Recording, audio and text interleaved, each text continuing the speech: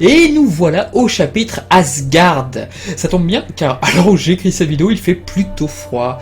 Alors j'ai hésité de faire cette vidéo en deux parties et malheureusement, comme je suis moyennement fan du début de cet arc, finalement j'ai opté pour en faire en une seule, histoire de ne pas donner une vidéo négative et une autre positive.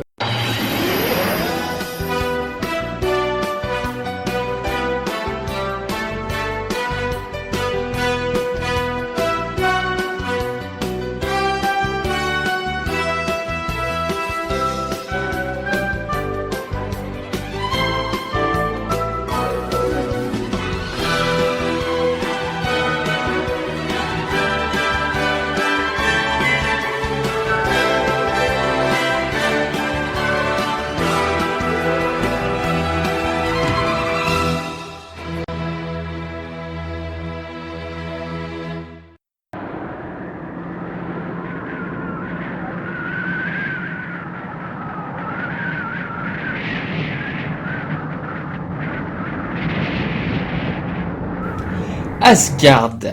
Alors, c'est une partie extrêmement populaire en Europe, et notamment chez nous en France.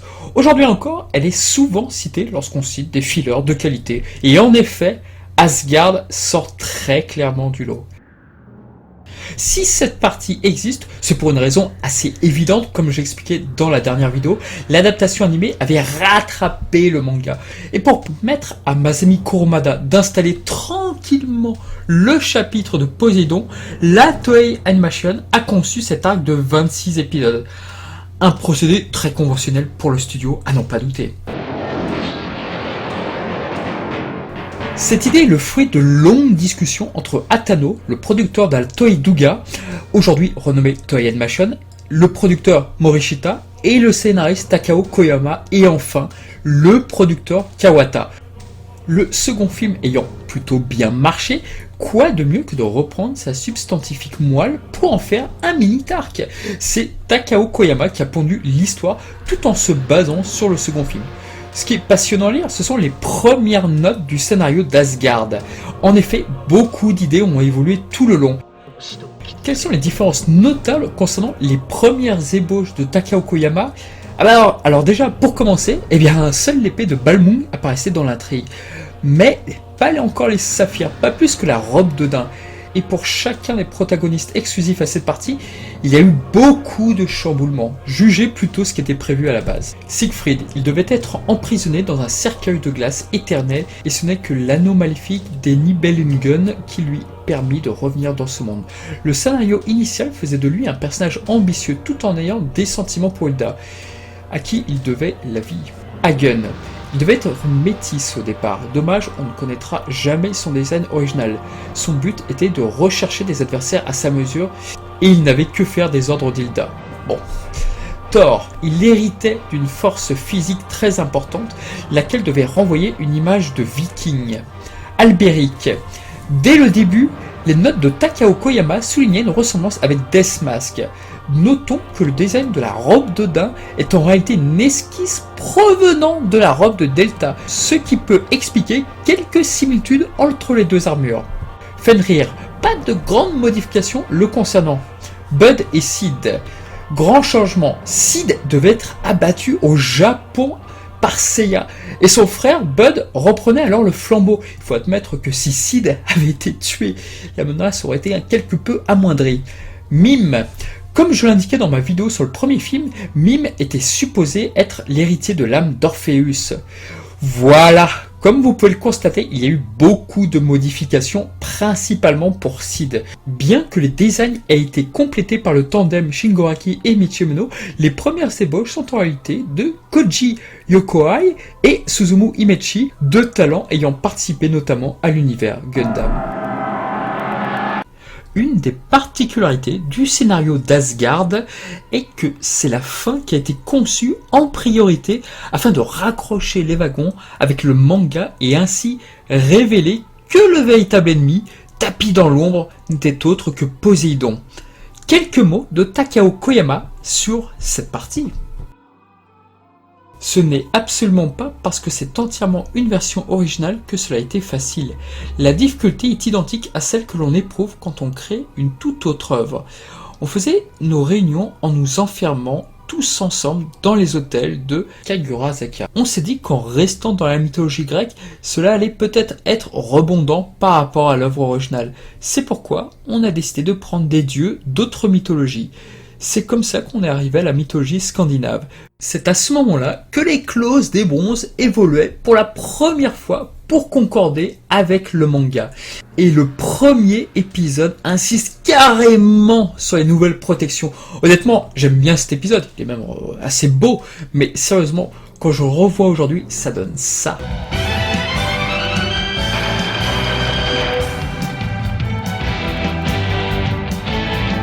Tu peux m'acheter un jouet pour pas très cher en plus. Oh, vraiment, où ça?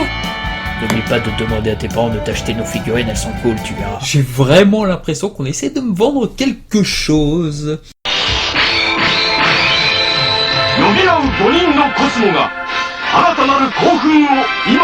Les God Warriors sont réunis via la prêtresse Hilda. Son introduction dans l'épisode 1 est magnifique. Même si le temps où elle est bienveillante, c'est assez court, mais tout est fort bien écrit dans les grandes lignes afin qu'on se rende compte tout de suite à quel point l'anneau des Nibelungen l'a rendu tout bonnement diabolique.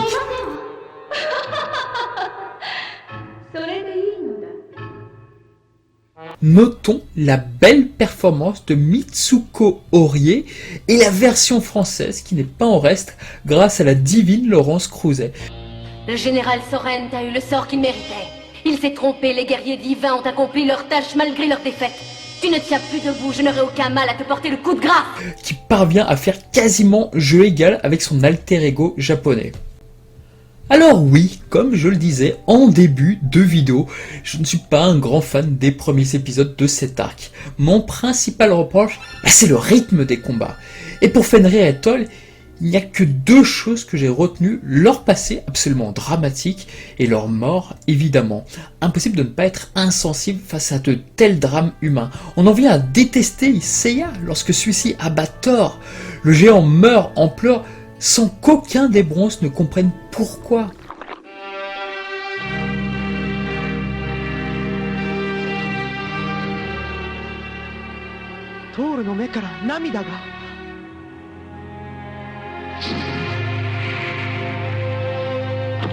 Quant à Fenrir, son passé bestial est intéressant, même si Shiryu se montre un peu trop moralisateur ici à mon goût. Et à ce niveau de l'histoire, on peut être surpris d'emblée de voir Shiryu peiner à vaincre une horde de loups. Mais en réalité, c'est un petit peu plus compliqué que ça, puisque Shiryu refuse délibérément de faire du mal aux loups, traitant au passage Fenrir de lâche, parce qu'il se cache derrière des animaux. Et ce combat permet d'ailleurs de dévoiler aux spectateurs la vraie conclusion de l'affrontement entre Shiryu et Shura.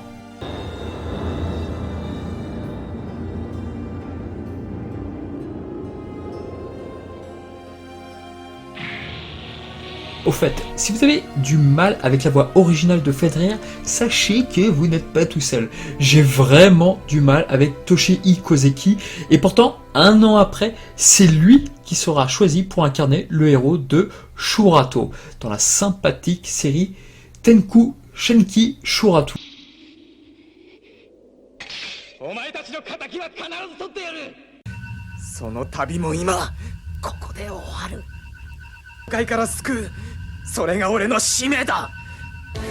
Et par la suite, il deviendra la nouvelle voix de Milo du Scorpion depuis le revival d'Hadès. Ouais. Et hélas, en termes de combat pur, je m'ennuie beaucoup avec ces deux premiers ennemis. Mais pour Hagen, c'est différent. Lorsqu'il apparaît, il fait davantage penser à ce qu'était Yoga au début de la série. Et c'est peut-être même voulu, car comme vous le savez à présent, Hagen hérite d'un design inutilisé du second film, design qui fut finalement remplacé par Yoga. Quoi qu'il en soit, ses motivations par rapport à Freya sont poignantes. Voyant que son adversaire semble lui avoir volé la flamme de son cœur, désolé, la confrontation est intense, et je pardonne un peu plus les quelques répétitions sur le cheminement du combat. En plus d'avoir comme particularité de maîtriser les attaques de feu et de glace simultanément, la musique de fin est terriblement émouvante. D'ailleurs, sauf erreur de ma part, on n'entend qu'une seule fois dans la série. Par la suite, elle est réutilisée dans le Mekai lorsque Redis se retrouve pétrifié.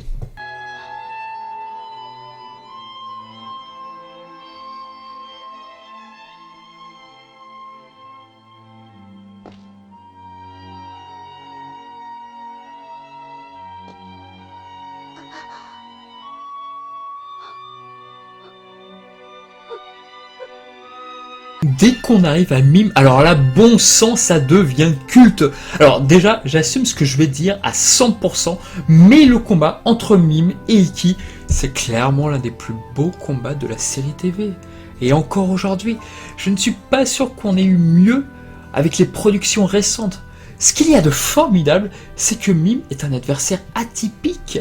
Il dissimule un passé tellement traumatisant qu'il en est venu à vivre dans le déni en se mentant à lui-même. Son père adoptif, Folker, incarné par le grand Hidetsuko Shibata, qui incarnait jadis Guilty et qui deviendra plus tard la voix de Mars dans Omega, avait en apparence tout d'une brute épaisse. Il était en outre le meurtrier des véritables parents de Mime, mais ça, c'était qu'avant qu'Ikki ne lance son... L'illusion révèle en effet que Folker était un père aimant et profondément attaché à son fils adoptif. Mime, rongé par les remords, s'est menti et a sciemment altéré les faits en sa faveur afin de justifier son crime. On tient là un excellent scénario et sans doute le meilleur concernant le traitement des God Warriors selon moi. Et la mort de Mime est tellement injuste, triste. Pourquoi cette guerre? C'est peut-être ça qui fait un des plus gros atouts de cette partie. L'empathie qui est capable d'avoir le spectateur, c'est-à-dire vous, moi, sur ses antagonistes défiant les héros. Effet rare, mais même si la voix de Yuichi Mitsuya est bonne, je la trouve néanmoins pas totalement adaptée sur le personnage qu'est Mime, alors que Eric Legrand, quant à lui, il parvient parfaitement à véhiculer toute la mélancolie du jeune joueur de lyre.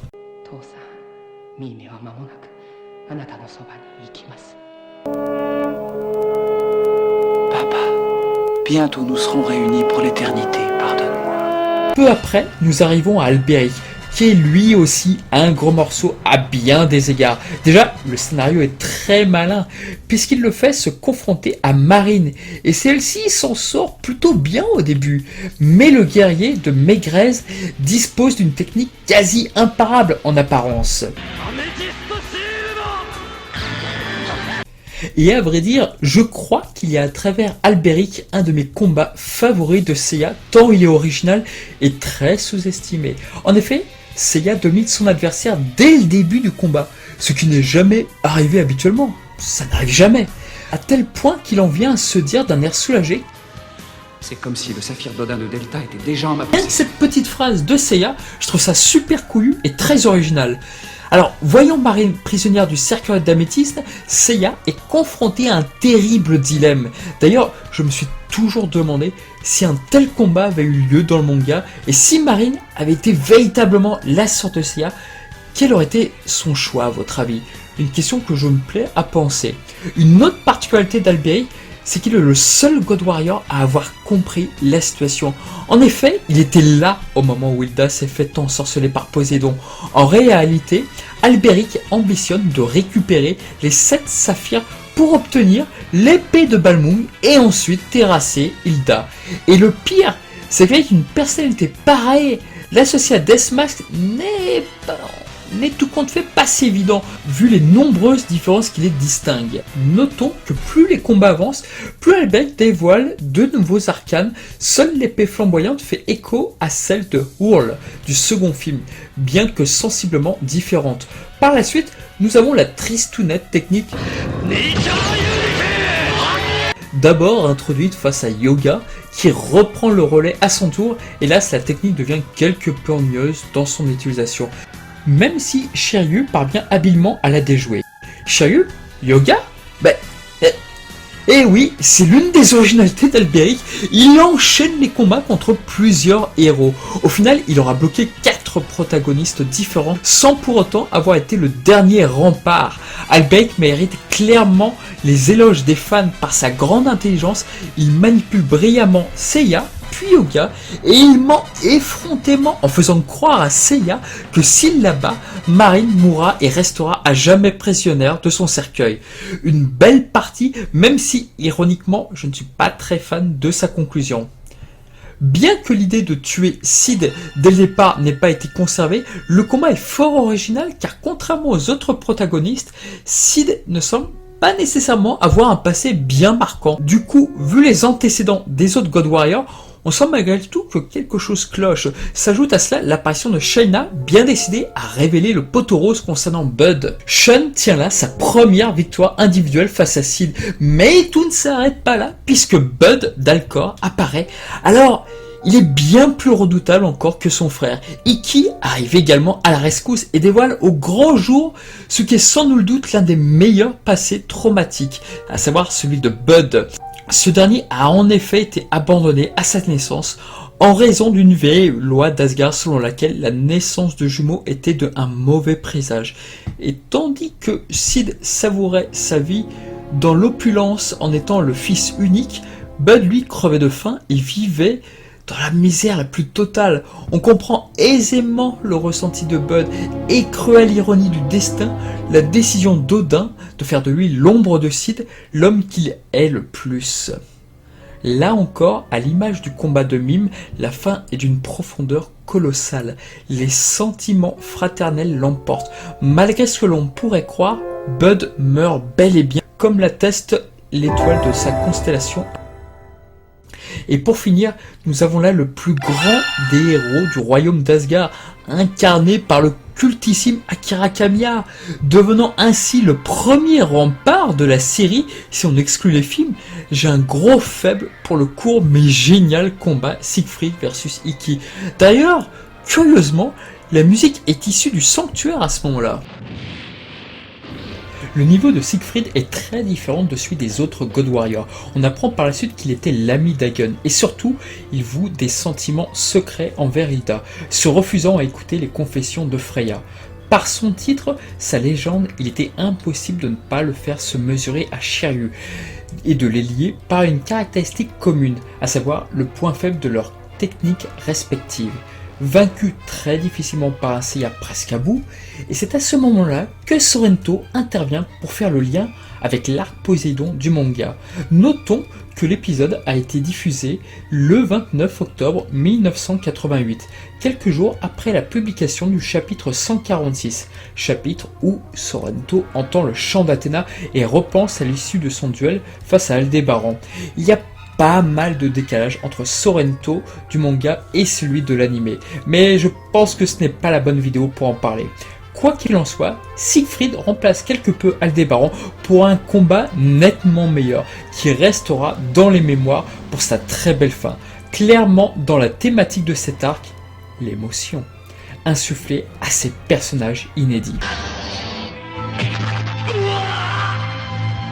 Je m'interrogeais beaucoup sur le combat de Hilda à l'époque, et ce bien avant qu'il n'ait lieu, car c'est tellement rare d'avoir une femme en boss de fin, je veux dire. L'anneau des Nibelungen procure à Hilda un grand pouvoir. Lors des rares moments où Seiya prend l'avantage, il hésite, car après tout, seule Hilda est capable de résoudre la solution, à condition toutefois qu'elle recouvre ses esprits. La robe d'Odin, hélas spoilée par le générique japonais, fait son apparition providentielle, et c'est l'occasion d'entendre la belle voix de Kenji Utsumi.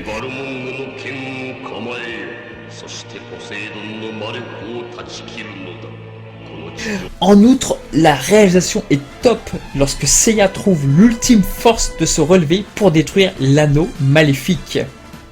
Au final, l'apparition de la robe d'Odin est assez rapide, en ajoutant donc un côté rare, tout autant que l'armure créée par Bandai.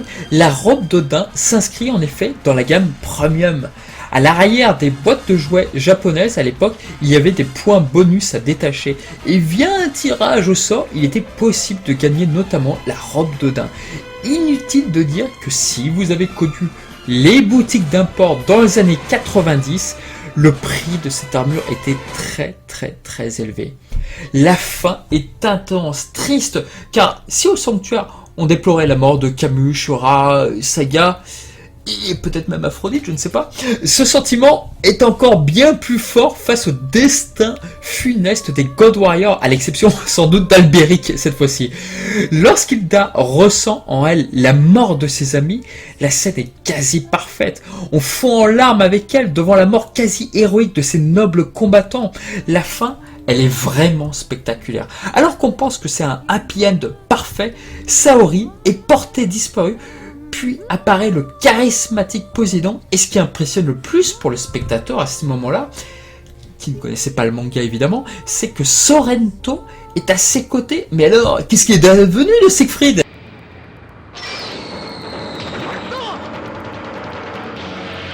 Mais ceci, on ne le saura que dans la saga Poséidon. Aujourd'hui, sur les communautés de fans, il n'est pas rare de voir des débats canon, pas canon, car ce qui n'est pas dans le manga est forcément moins bien. Et que souvent, dans d'autres œuvres, les fillers sont des histoires très anecdotiques avec des personnages insipides.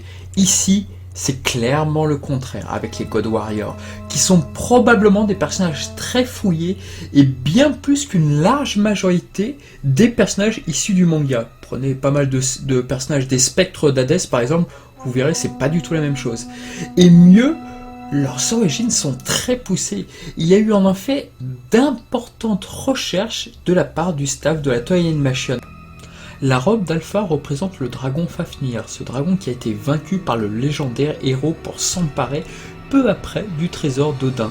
Ce n'est que par la suite que Siegfried se baigna dans le sang et devint alors invincible, bien qu'une feuille se déposa à un endroit bien précis de son corps, à l'instar de ce qu'on verra dans la série TV. Doubé est l'étoile alpha de la grande ours, signifiant l'ours tout simplement. La robe de Beta que porte Hagen est le destrier d'Odin, dont le nom signifie qui glisse, cheval qui possède la caractéristique d'avoir 8 pattes. Merak est l'étoile Beta de la grande ours. Son nom vient de l'expression arabe Al-Marak, qui signifie le flanc de l'ours. Fenrir est le nom d'un loup monstrueux de la mythologie scandinave, fils de Loki notamment.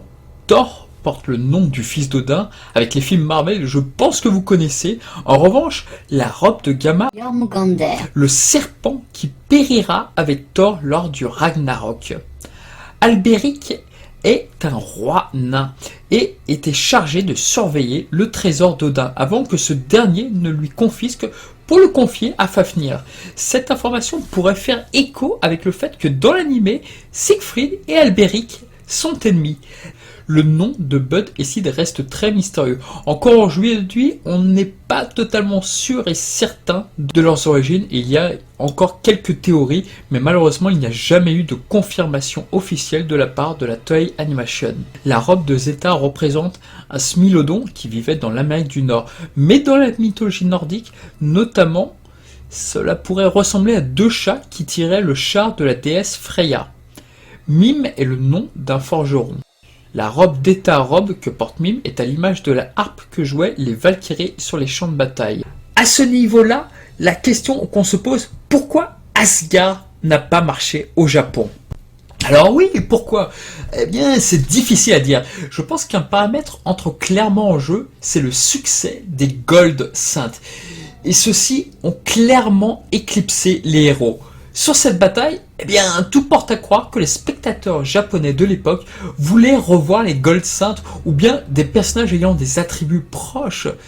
Ce n'est pas pour rien d'ailleurs si Masami Kurumada prévoyait initialement de faire des Skull Blue pour les généraux de Poséidon avant de se raviser finalement et de faire dorer suite à un conseil de la Toei Animation et de Bandai a priori. Et je pense qu'il était très difficile de passer après le sanctuaire, car le public japonais voulait peut-être revoir la constellation de son signe à la télévision ou en manga. J'ai souvent entendu dire que les Japonais ont été rebutés par le côté tragique du chapitre Asgard. Ils ne comprenaient pas que les God Warriors, qui sont des gentils, puissent mourir bêtement pour rien, alors qu'ils sont innocents et espéraient juste vivre au soleil après avoir déjà été malmenés par le destin bien cruel depuis leur enfance. En gros, comme dirait Calimero, c'est injuste quoi. la Toei Animation ne comprendra pas cela et répondra partiellement avec le film Abel. Et aujourd'hui, avec l'intérêt de Bandai à travers les ventes des Mid-Close et surtout de Soul of Gold, on mesure très bien à quel point ils ont évolué pour satisfaire les fans. On a mis beaucoup de temps en France à comprendre l'indifférence des Japonais envers les God Warriors, que cela soit à travers les Mid-Close, très recherchés aujourd'hui, car il n'existe pas autant d'exemplaires que les Gold, à l'exception toutefois de Siegfried qui a été fabriqué en autant d'exemplaires que Sega, et c'est très bien vendu au Japon. Et vous me direz que c'était après tout le Big Boss quoi. Il y a eu le cas également de Sancia Brave Soldier où le chapitre Asgard brillait par son absence avant que Ryo Mito, producteur des jeux vidéo Sancia, ne les incorpore dans l'opus suivant pour répondre à une demande purement européenne cette fois-ci. Quant au nouvel opening, qui est entraînant, Soldier Dream est une remarquable trouvaille, d'accord, mais on s'interroge sur la pertinence de nous montrer la robe d'Odin, et surtout de dévoiler d'entrée de jeu l'existence de Bud. Alors ok, il faut appâter les fans, leur indiquer des mystères, mais alors là honnêtement, j'ai toujours trouvé ça super maladroit comme choix. Tout comme il était curieux de voir Siegfried affronter Seiya revêtu de la robe d'Odin. Est-ce que les scénaristes voulaient au départ reproduire le cheminement similaire à ceux des films ? Mystère. On a bien sûr un court flashback expliquant la résurrection des Colosses. L'épisode ayant été diffusé le 25 juin 1988, le manga avait largement répondu à cette question entre-temps, ce qui n'était pas le cas au moment de la diffusion du premier épisode d'Asgard.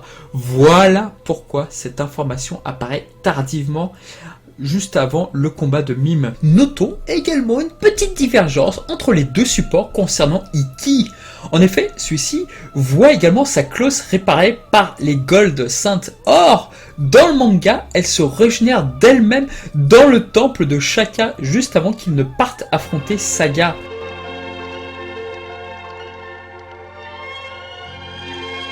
L'histoire a pris en compte la popularité des personnages et ça s'en ressent fortement. Yoga est curieusement le vilain petit canard, puisqu'il n'a droit qu'à un seul véritable combat. Face à Alberic, il ne tient qu'un épisode comparativement, Sean combat bien plus que lui. Celui qui a la vedette, mais alors c'est sans nul doute Shiryu qui vainc 2,5 God Warrior. Oui, car il trouve le point faible de Siegfried, mais les scénaristes se sont rappelés que c'était Seiya le héros. Car oui, Shiryu et son maître sont peut-être les héros de cette bataille. Doko connaît le seul moyen de réduire à néant l'anneau des Nibelungen, et c'est Shiryu qui en informe ses compagnons. Ikki, quant à lui, devient un fin psychologue dans cette bataille, et ce n'est pas pour nous déplaire.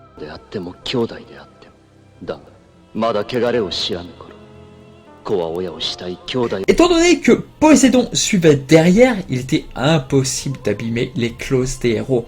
Clairement un aspect que j'aime guère. Heureusement, les scénaristes ont fait entorse à cette règle avec la clause d'Ikki, pouvant de toute façon se régénérer. Shingo-Araki et Michimono ont très peu participé à cette bataille, car terriblement accaparés par le troisième film. Néanmoins, on peut trouver quelques plans signés de leurs pattes sur l'épisode 94.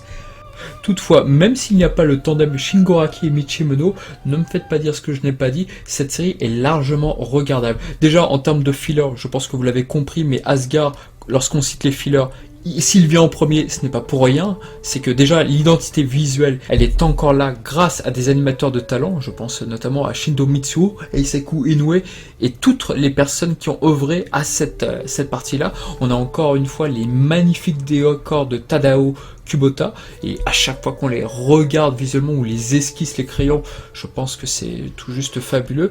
Et sur cette partie vient s'ajouter évidemment les magnifiques partitions de Seiji Okoyama, qui mêle donc les musiques liées au film 2 d'Asgard avec de nouvelles compositions totalement inédites qui donnent une identité encore plus importante qu'il n'y paraît. Et je pense que si l'OST d'Asgard, la série TV, est l'une des favorites de beaucoup de fans, c'est clairement pas pour rien et c'est clairement une OST qui aujourd'hui encore est devenue très populaire chez les fans.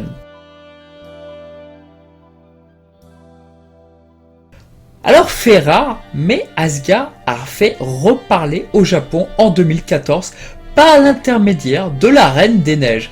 Selon certains forums, on pouvait lire quelques fans japonais avaient réhabilité cette partie en raison du succès du film de Walt Disney. Et surtout par rapport à de troublantes ressemblances entre les deux œuvres. Personnellement, je sais pas trop quoi en penser. J'ai un peu du mal à y croire à 100%, mais d'un autre côté, ça ne serait pas la première fois que le studio s'inspire d'une œuvre japonaise, donc le doute subsiste. Et un autre élément qui est assez intéressant, c'est quand on commence à comparer le chapitre Asgard avec le chapitre Poséidon. En fait, ces deux arcs, que ce soit en termes de rythme, que ce soit les antagonistes, tout les oppose, mais absolument tout. J'en parlerai longuement justement lorsque j'aborderai le chapitre Poséidon. Voilà, en tout cas, longue vie Asgard, ce n'est pas demain la veille qu'on oubliera ces remarquables God Warriors. Pour la prochaine vidéo, je traitais de l'œuvre qui synthétise et qui cristallise parfaitement pour moi tout ce que j'aime sur cette licence. A très bientôt pour de nouvelles vidéos sur Saint Seiya et n'oubliez pas de continuer à vous enthousiasmer sur la licence car elle en a bien besoin.